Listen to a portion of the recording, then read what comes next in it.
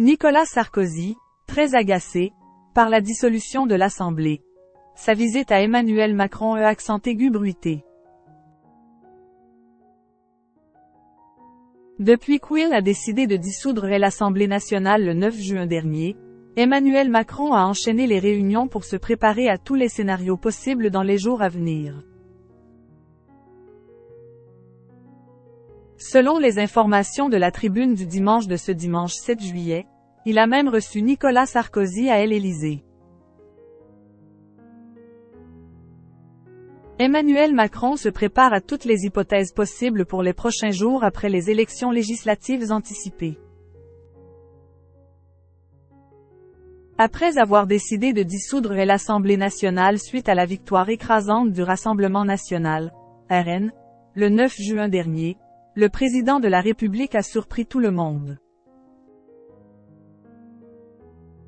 Cette semaine, le chef de LE accent aigu TAT a donc enchaîné les réunions afin de préparer au mieux ce qu'il pourrait arriver suite aux résultats de ce dimanche 7 juillet.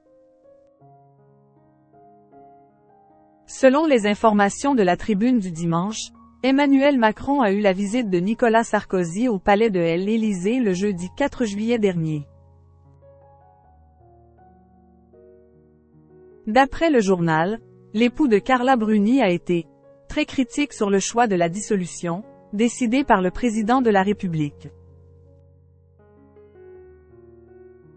Il a également été très agacé par un entre-deux tours où le camp présidentiel a donné le sentiment de nouer une alliance avec la gauche.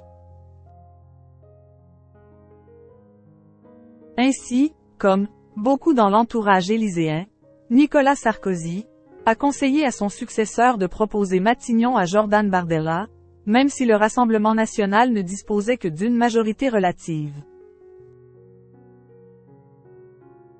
Pourquoi? Car, symboliquement, ce sera une manière pour Emmanuel Macron de montrer qu'il respecte la traduction de la parole qu'il a rendue au peuple. Puis, politiquement, de mettre le singe sur l'épaule de Jordan Bardella, selon une expression macroniste. Nicolas Sarkozy sort du silence après la dissolution. Suite à la dissolution de l'Assemblée nationale, l'ancien président de la République Nicolas Sarkozy avait donné son avis sur la décision d'Emmanuel Macron dans une interview accordée au Journal du Dimanche, le 15 juin dernier. Cette dissolution constitue un risque majeur pour le pays comme pour le président, expliquait-il.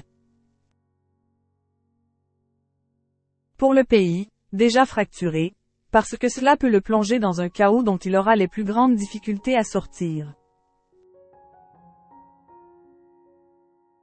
Et pour le président, à qui il restait 3 ans de mandat, et dont j'aurais préféré qu'il les utilisât pour accomplir ce que les Français souhaitent.